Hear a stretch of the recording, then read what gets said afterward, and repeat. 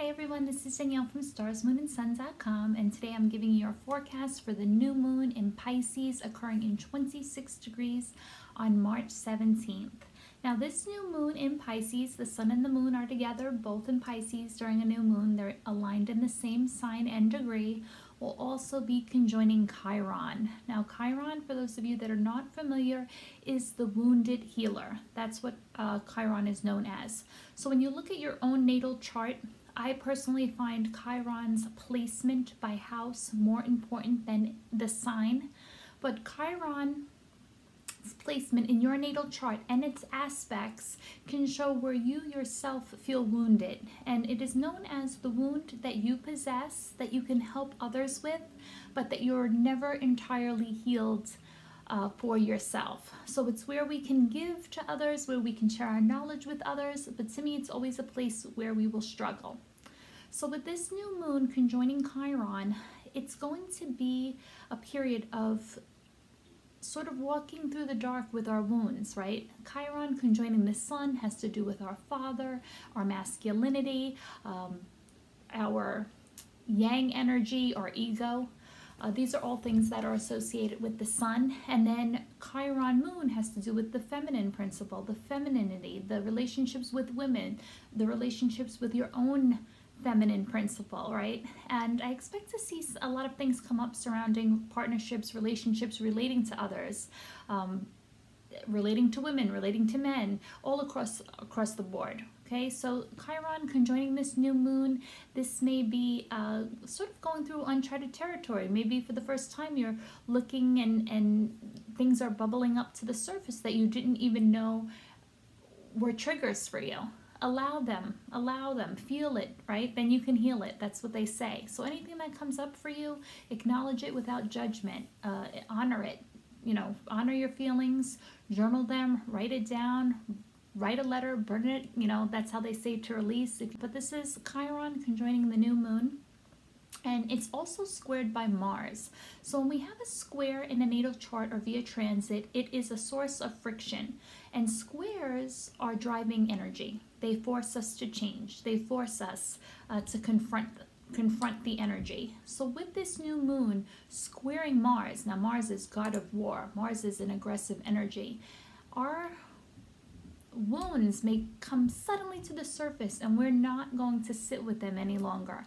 It can be a catapult, in my opinion, towards us taking the steps towards working on our sensitivities, on our trigger points, on those soft sides of ourselves, right?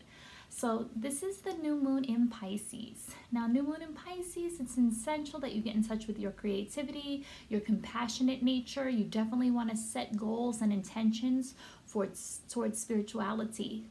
Launch that yoga class. Begin a meditation program. Take that class for Reiki. This is all Pisces-like energy, anything that's spiritual. You may also feel like you want to spend some time alone. Pisces is associated with the 12th house in astrology. 12th house has to do with solitude and confinement. And by all means, rest, rejuvenate, right? Treat yourself with care. Take a time out from the world. Go within. Spend some time alone in quiet contemplation. You may find that to be necessary during this period in time. For the more shadowy end of Pisces, you want to give up addictions. New moon, right? We want to put our new intentions out. Pisces is associated with addictions. It has to do with alcohol. Any of our escapist tendencies are associated with Pisces. So analyzing them, making a commitment that you're not going to run from yourself, that you're going to look at yourself, that you're going to face life, right? You're not going to try to hide from it because it'll still be there. Running is fruitless. We run, and at the end we still have to face ourselves. Also giving up anything that has sort of victimization, right? Own your power. Owning your power, standing in your power is essential during this Pisces new moon. Giving up victimization, giving up too much of yourself to others, right? So Pisces can be a very self-sacrificing sign. And we don't want to give. You can't pour from an empty cup, right? We can't give and give and give and end up completely depleted. This is also a good time for getting in touch with your own psychic energy and harnessing your own intuition, listening to your inner guidance. Pisces is very perceptive. Pisces is a sign that's very much associated with intuition. So let's get into your reading. I pulled 2 messages from Spirit, and the first was guilt. Guilt and shame to me sort of go hand in hand. They come together. If you're suffering from guilt, if you have any issues regarding shame, you may want to read some work by Brene Brown. I believe she has a Virgo moon, and Virgo is the opposing sign of Pisces, and we always work with polarities in astrology, and Virgo seems to have come in with this sense of guilt. Guilt for who they are, guilt for their practices, guilt over religion, guilt over sex. Virgo carries a lot of guilt and shame. And I just want you to know that guilt and shame are the opposite of everything that you are, right? So, and there serves no purpose in guilt. You can't change the past, you can't change the things that you've done, but you can start today, right now, today, and change the future. The choices we make today shape the rest of our lives, right? So work on releasing guilt, work on forgiving yourself, work on letting go of that energy, because guilt has it serves you not at all. Not one bit does guilt serve you. Guilt and shame is one step up from death. So it's a heavy emotion, and really you deserve better than that. I don't think anyone should walk around feeling guilty or somehow that they're defective or they're wrong somehow, right? Every day that we breathe a new breath, we can start again.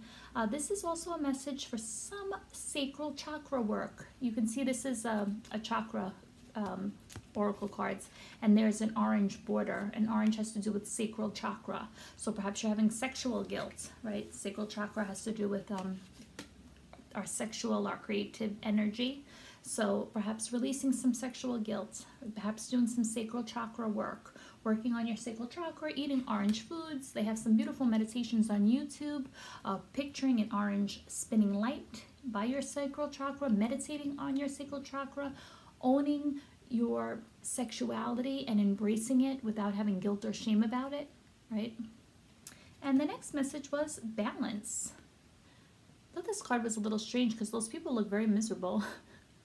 And balance, I think we're all striving to be, right? Balance. We want to be balanced emotionally. We want balance in our lives. We want enough time for work, enough time for play. I do believe, even though I would not say I'm a balanced person, that balance is really the key to a happy life.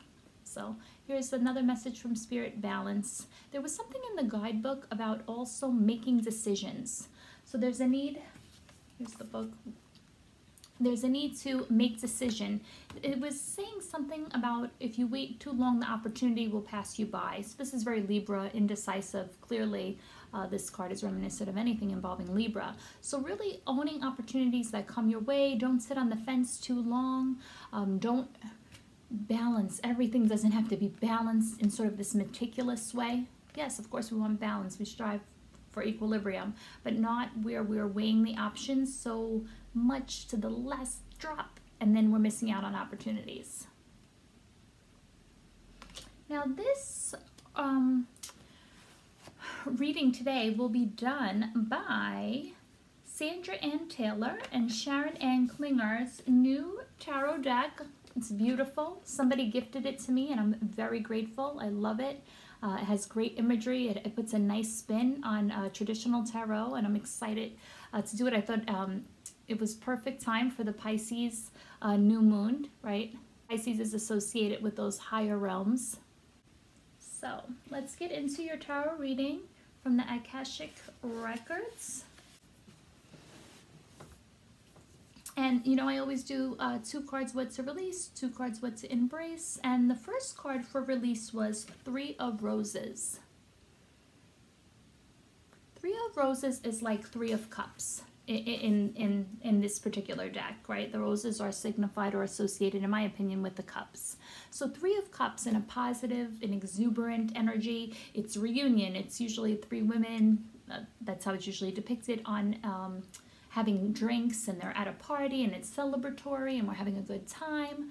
But when in the release position of what to release, too much of a good thing, right? It can lead to being out of balance, and it can lead to feelings of guilt, right? So 3 of Cups in the release position can be an excess, right? We're over partying. We're having, a lot of times the 3s in the tarot, you're introducing a third person into a partnership. So we're out there, we're socializing, and this can be very Pisces. I mean, Pisces shadow side is avoiding responsibilities. It's over drinking. It can be oversexed.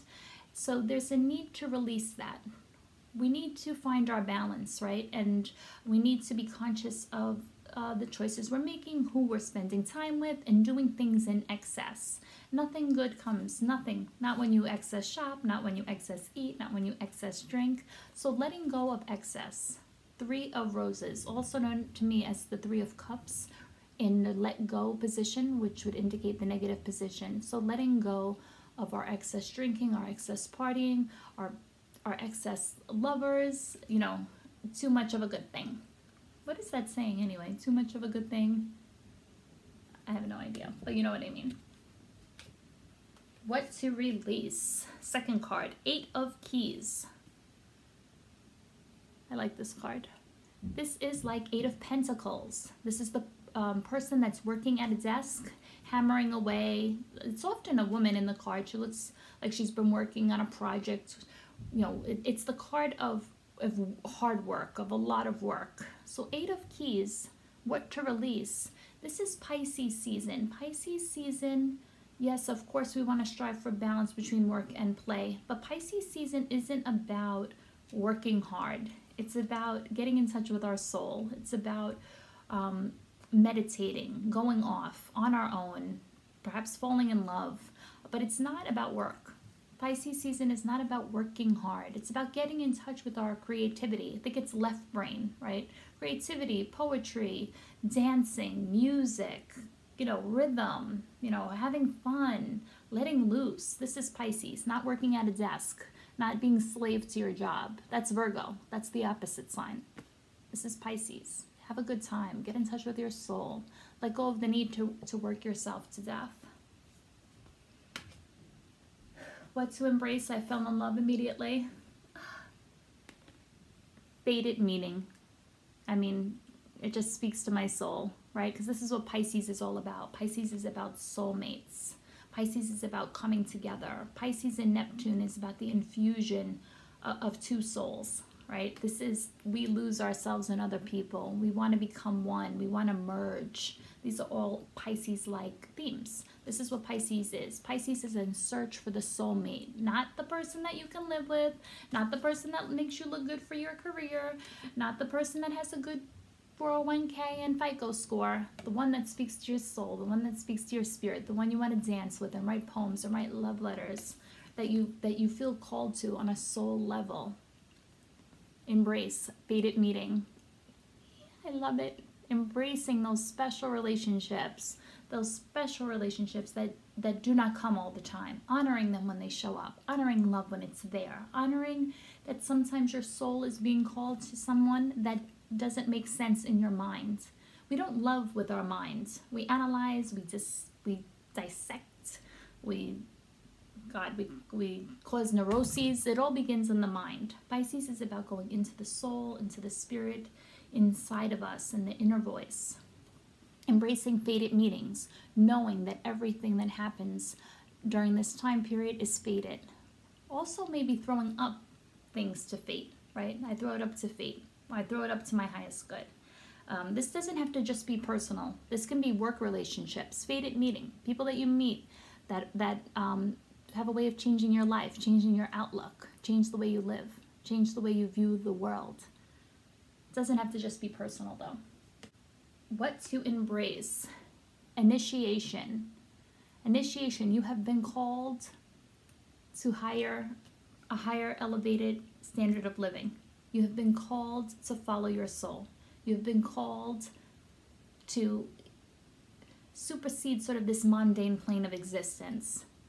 This is embracing your initiation, embracing your growth. The guidebook was beautiful. It put it this way.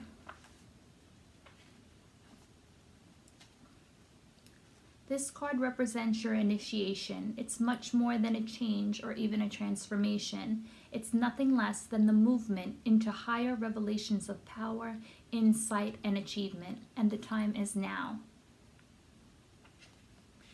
Some loss of lower vibration relationships, jobs, or activities may be required in order to lift you to new heights and a power that awaits you. This has to do with connecting with your spirit self, right? And that's what Pisces is all about, embracing the spiritual side of yourself, embracing the part that you can't see in this life, in this ego-dominated, tangible, financial, what you see, all of that can erode at the soul, right, of a person. If we're defined by our careers, if we're defined by our finances, if we're defined by our Instagram and Facebook accounts, we sort of lose sight of what's important. And this is saying that you are called to live and answer to your higher self. Are you living your life the way your higher self would want you living it? Initiation. The time has come to make a change. The closing message I thought was so strange, I have to be honest with you. It is the King of Swords. What can I say? King of Swords, King of Scrolls. It's the thinking man, right? It's the lawyer, the politician, the no-nonsense person. I'm going to say the King of Swords is somebody who I like to say, you know a lot of the mind, but none of the soul, right? So a closing message is you can still be intelligent and forceful and in touch with your masculinity while still honoring the soul, the source, your femininity. I was at a retreat this week getting my Reiki Master Certification, and there was a gentleman there, very masculine, right? I don't want to get into like toxic masculinity and all these things, but he was just a very masculine man. And here he was in this Reiki class, sharing himself. And I thought, how beautiful, this masculine man that's fought in wars, that has this big time job. And here he is, you know, speaking from his soul. Here he is doing Reiki and meditation. And I thought this is so beautiful because you don't have to sacrifice your masculinity to get in touch with your soul. You know, it's not so often. I mean, I've been doing this for a long time in spiritual classes, probably my whole life. And it's very rare that I see someone that's,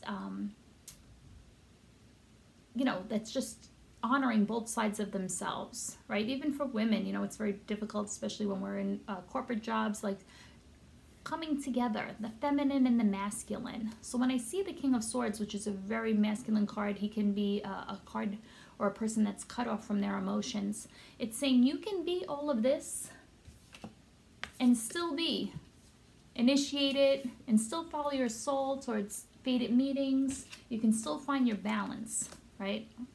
That's a message for all of us. We don't have to sacrifice one part of ourselves for the other part. We're multi-dimensional beings, and we're made up of all this beautiful energy, and we don't have to sacrifice our soul for finances, and we don't have to sacrifice our spirit to feed our ego. We can have it all. We can have healthy sense of ego, healthy sense of self, and still believe in soulmates, and still listen to our intuition.